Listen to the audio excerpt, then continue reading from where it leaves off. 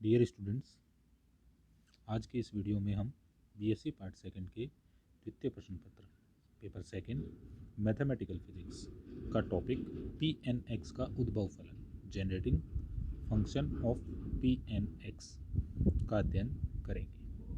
तो हम बात कर रहे हैं पी एन एक्स का उद्भव फलन। तो पी एन एक्स हमारे पास क्या है? पी एन एक्स जो है वो लेजेंड्रे पोलिनोमियल है, लेजेंड्रे बहुपद है।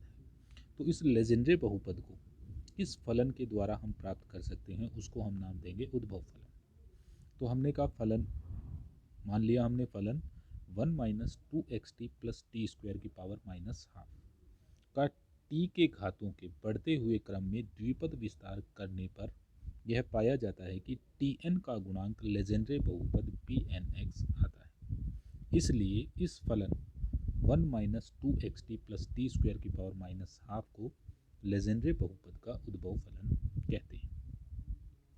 तो हम कह रहे हैं ये जो फलन है हमारा 1 minus two X T plus T square minus half की पावर माइनस हाफ, इसका जब हम टी के घातों के बढ़ते हुए क्रम में, टी की पावर्स को हम बढ़ते हुए क्रम में इसका द्विपद विस्तार करते हैं, तो हम देखते हैं कि जो टी एन का गुणांक हम लेते हैं तो टी एन का गुणांक लेजेंड्रे बहुपद आता है।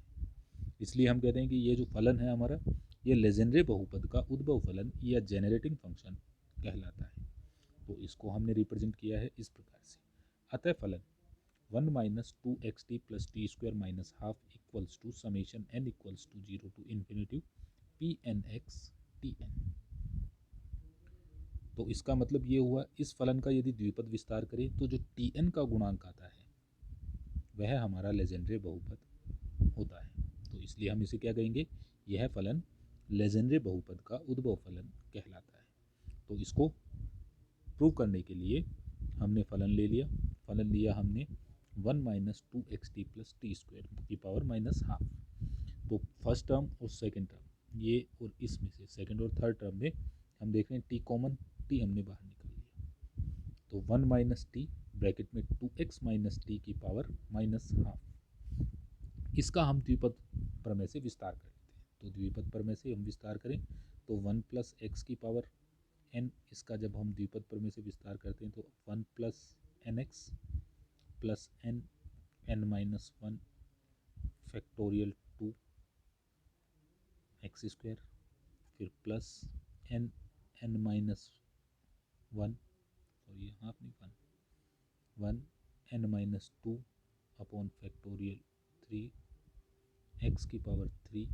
इस प्रकार से हम इसकी जो है द्विपद प्रमेय का सूत्र जो है वो हम लिख लेते हैं। तो इस फलन को हमने क्या किया है? द्विपद प्रमेय से इस प्रकार से हम इसे विस्तारित कर सकते हैं। अब हम देख रहे हैं यहाँ पर n की जगह हमारे पास क्या है? n की जगह है -1। तो जहाँ n है वहाँ हम क्या लिख लेंगे? Minus half. अब x जो है, x हमारे पास है t 2x माइनस टी, ठीक है, ये वाला। तो ये हो गया माइनस x किसके बराबर है? x equals to minus T 2x minus T. तो जहाँ x है उसकी जगह हम ये टर्म हम का ले लेंगे। तो हम इसका विस्तार करते गए तो सबसे पहले हमने कहा 1, फिर प्लस पहली टर्म थी 1 प्लस एन एक्स, तो n माइनस हाफ, ठीक है, और x हो गया माइनस माइनस ये plus t 2x minus T की पावर 1, इसकी भी पावर 1। तो ये हमने लिख लिया। अब अगली जो टर्म आएगी, अगली टर्म हमें लिखनी है n। अगली टर्म कैसे लिखेंगे? हम लिखेंगे n n minus one upon factorial 2 की पावर एक्स स्क्वायर। तो n क्या है? n है माइनस हाफ, तो हमने इसको लिखा माइनस हाफ, फिर ये भी माइनस हाफ, तो दोनों ऐड होकर हो गए -3/2। फिर नीचे फैक्टोरियल 2 को हमने लिख लिया 1/फैक्टोरियल 2 एक्स स्क्वायर। तो एक्स स्क्वायर है तो माइनस एक्स था हमारे पास t 2x माइनस टी, इसका हम स्क्वायर करेंगे तो माइनस माइनस प्लस, तो ये हो जाएगा T square 2x T square. इस प्रकार से हम इसका द्विपद प्रमेय से विस्तार करते जाएंगे। तो अगली टर्म हमारे पास ये आ जाएगी। इसी प्रकार हम जो एक्स क्यूब का गुणांक लिखेंगे तो ये आ जाएगा। हमने कहा प्लस एंड सो ऑन 1 3 5। पहले में देखो 1 3, पहले में सिर्फ 1 था, पद था दूसरा, फिर 3 था, ठीक है। और फिर हम आगे चलते गए, तो आगे चलते गए तो हमने कहा हमें लिखना है nवां पद। तो nवां पद, तो हमने इसे कहा पहला 1 था, ये पहला पद हो गया हमारा। जब जो x की पावर है उसके हिसाब से हम अरेंज करेंगे। x की पावर 1 थी तो इसको हमने पहला पद ले लिया, ये हमारा दूसरा पद हो गया, ये तीसरा पद, और ये 0वां पद हो गया। तो ये पहला पद है, तो पहले पद के अंदर पावर हम पहला पद, और इसको हमने लिख दिया 2n-1। ठीक है, n की पावर n की वैल्यू 1 रखी, 1 रखी तो 2 गुणा 1, 2 माइनस 1, 1। अब दूसरे में आई, दूसरे में 3 है और पद है दूसरा, तो इसके दुगने से 1 कम, तो हमने लिखा 2n-1, तो 2 into 3 minus 1, sorry 2 into 2 minus 1, तो ये हो गया 4 माइनस 3, 3 तक। तो जब हमने nवां पद लिखा तो हमने कहा ये जो पद जाएगा ये 2n-1 तक जाएगा। फिर नीचे हम बात करें, दूसरे पद में फैक्टोरियल 2, तीसरे में फैक्टोरियल 3, तो इसका मतलब nवें में फैक्टोरियल n। फिर पहले पद में पावर 1 थी इन दोनों की, दूसरे पद में पावर 2, तीसरे में पावर 3, तो nवें में कितनी हो गई, tn 2x माइनस t की पावर n, ये हो गई। अब nवें पद से पहले वाला पद हमें लिखना है, तो जहाँ जहाँ n था ये यहाँ n है, ये यहाँ n है, यहाँ n है, यहाँ n है, तो n की जगह हम कितना लिख देंगे, n-1। तो अब यहाँ था 2n-1, हमें लिखना है इसकी जगह 2n-1 माइनस 1, तो ये हो गया 2n-2 माइनस 1, तो 2n-3। तो जहाँ जहाँ n था इसमें, जो nवां पद था इसमें जहाँ जहाँ n है इस पद में, वहाँ वहाँ हम n-1 रखकर और n-1वां पद जो है वो हम फाइंड आउट कर लेते हैं। Similarly n equals to n-2 place करके हम n-2 पद जो है, टर्म जो है वो हम फाइंड आउट कर लेते हैं, तो जिसको हमने डिनोट कर दिया समीकरण 1 से। अब हमने कहा हमें चाहिए tn के गुणांक, क्या चाहिए, tn के गुणांक चाहिए। तो tn के गुणांक निकालने के लिए हम इसको, इस पद का और इस पद का हम विस्तार कर लेते हैं। तो हमने कहा सबसे पहले हम nवें पद, इसके लिए विस्तार समीकरण लिखते हैं, तो 2x माइनस टी की पावर n।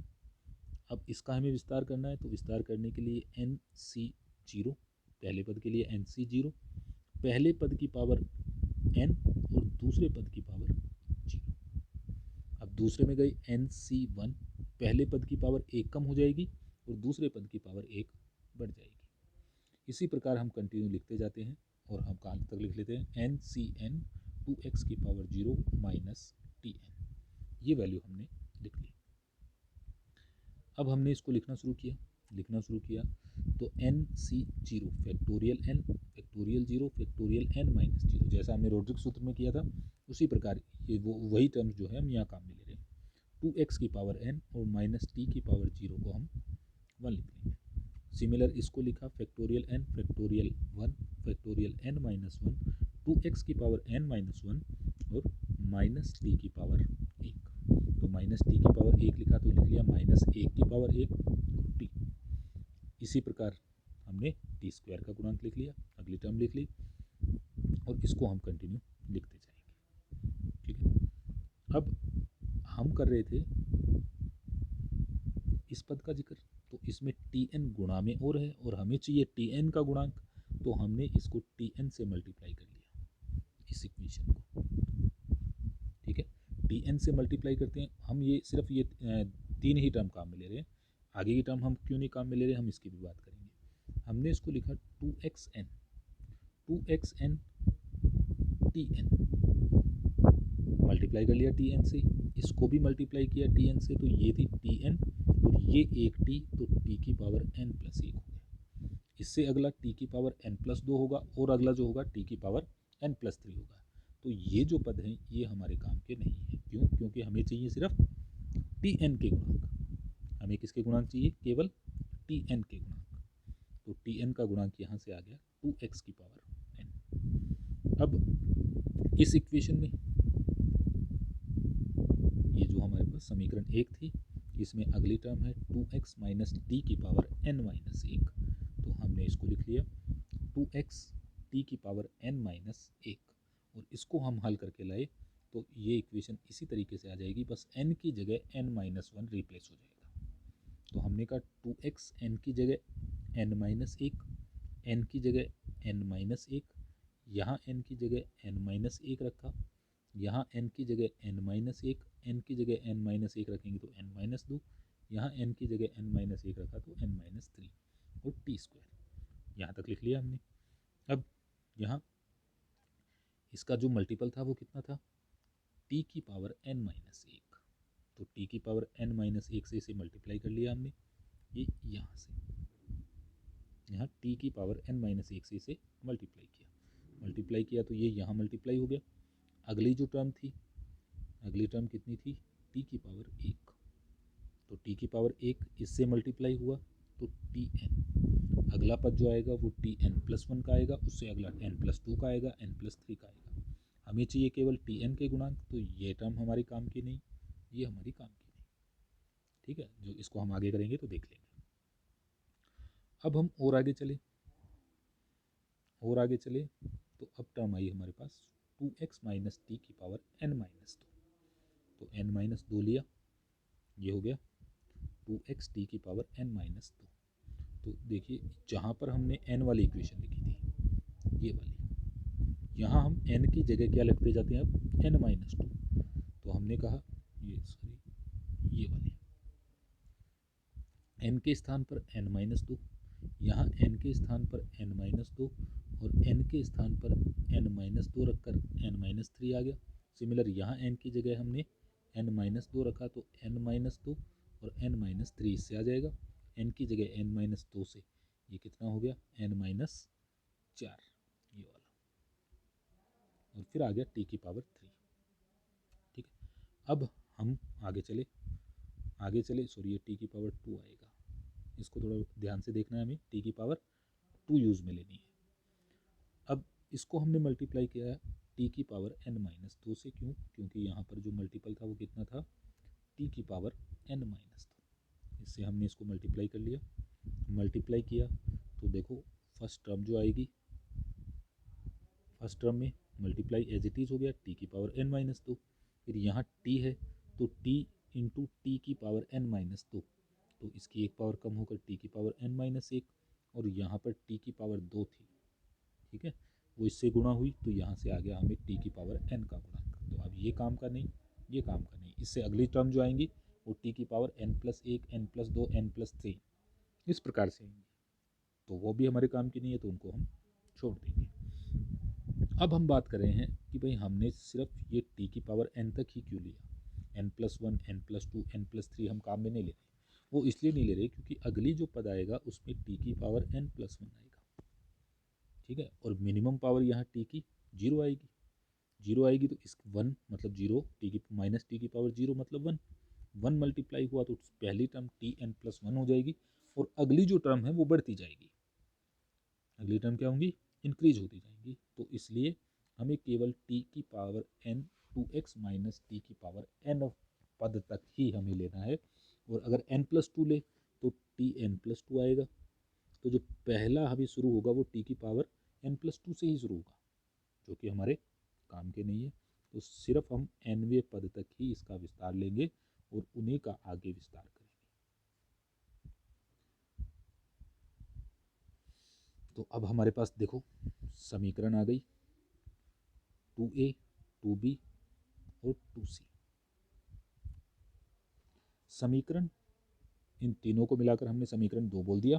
समीकरण 2 को समीकरण 1 में रखकर वे पद जिनमें tn होता है सिर्फ उन्हीं को ही हम लिखते हैं, ठीक है।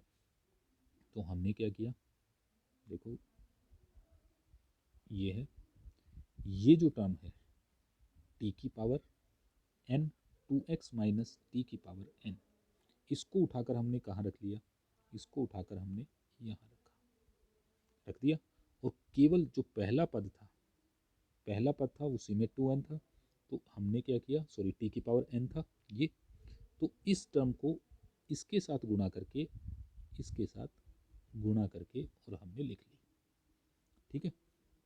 तो पहला पद हमारे पास क्या बना, पहला पद बना हमारे पास 1, 3, 5, 2n-1 2n-1 फैक्टोरियल ये 135 2n-1 2n factorial n 2x की पावर n, पहला पद बन गया। अब दूसरा पद हम कहाँ से लाएंगे, देखो ये इक्वेशन थी ये वाली, ये हमने कहाँ लिखा है, ये हमने लिखा है देखो यहाँ पे, ये रहा। इसमें tn का गुणांक कौन सा है, tn का गुणांक ये है, तो हमें ये इसके साथ मल्टीप्लाई करते हुए, इसके साथ मल्टीप्लाई करते हुए इतना ही लिखना है। ये गोले में जो लिखा है हमने सर्किल जिसको किया है, ये टर्म लिखनी है और इनटू ये वाली टर्म लिखनी है -1 और ये वाली, तो ये हमने देखो यहाँ लिख ली, ये आ गई। सिमिलर अगले से हम tn का गुणांक लिख लेंगे प्लस एंड सो ऑन। अब हमने देखा 135 2n-1 सब में कॉमन है, सब में कॉमन है, तो हमने ये क्या लिया, बाहर लिया। तो इसमें लेने के लिए हमने इसमें 2n-1 की ऊपर गुणा की और 2n-1 की नीचे गुणा की, तो 2n-1 तक टर्म बाहर आ गई और नीचे आ गया 2n-1। अगले के अंदर हम बात करें तो अगले के अंदर 2n-5 तक है, तो हम मल्टीप्लाई करेंगे इसको 2n-1 2n-3 से मल्टीप्लाई किया और डिवाइड किया, तो 2n-1 तक हमने कॉमन ले लिया और ये जो टर्म है ये हमने बाहर लिख लिया। ठीक है, तो हमने कहा यह समीकरण जो है, अगर इस समीकरण को हम गौर से देखें तो यह समीकरण Pnx के समतुल्य है। तो Pnx हमने पीछे लिखा था, Pnx equals to A0 UNX, तो ये जो ब्रैकेट में है टर्म ये वाली, ये तो है UNX के बराबर और ये है A0 के बराबर, तो हम कह सकते हैं कि यह श्रेणी जो है ये Pnx के समतुल्य है। अतः लेजेंड्रे बहुपद Pnx फलन 1 - 2xt प्लस टी स्क्वायर की पावर -12 के विस्तार में Tn का गुणांक होता है।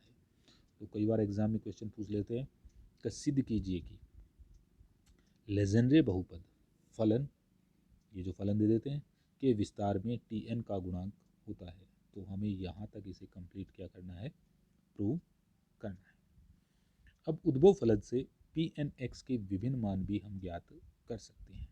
तो हमने कहा इसमें x इक्वल्स टू 1 रखने पर, यहाँ x इक्वल्स टू 1 रख दिया हमने, 1 रखा तो ये 1 हो गया, तो हो गया 1 - 2t प्लस टी स्क्वायर की power -12 equals to summation n equals to 0 से इन्फिनिटी, और x के स्थान पर 1 रख लिया। अब इसको हम खोलने जाएं तो ये जो टर्म है अगर इसकी मैं बात करूं तो ये हो गया 1 - 2t plus T square equals to 1 - t का होल स्क्वायर, और पावर माइनस ये थी इंटू -12, तो हाफ से हाफ कैंसिल, तो पावर -1। अब इसका हमने द्विपद प्रमेय से विस्तार किया तो 1 plus T square plus and so on T के एंड सो ऑन, और इसके राइट हैंड साइड में आ गया समेशन था n इक्वल्स टू 0 रखा तो ये टर्म 1 t की पावर 0 1 P01, फिर हमने कहा दूसरा रखा प्लस, क्योंकि समेशन है तो अगला प्लस में लिखेंगे, 1 रखा तो t की पावर 1 P1, ये टर्म आ गई। इसी प्रकार अगली टर्म आ जाएगी और कोई n की वैल्यू k रखकर हम k वापस लिख लेंगे। अब t के समान घातों की तुलना करने पर, तो t के समान घातों की तुलना की तो हमने कहा इसमें सभी में t के जो गुणांक है वो 1 के बराबर है, और इसमें पहला P01, फिर दूसरे में P1 है, दूसरे में P2 है, तो इन सभी की वैल्यू जो है वो किसके बराबर होगी, 1 के बराबर होगी। तो P0 1 equals to 1, P1 1 equals to 1, P2 1 equals to 1 and so on.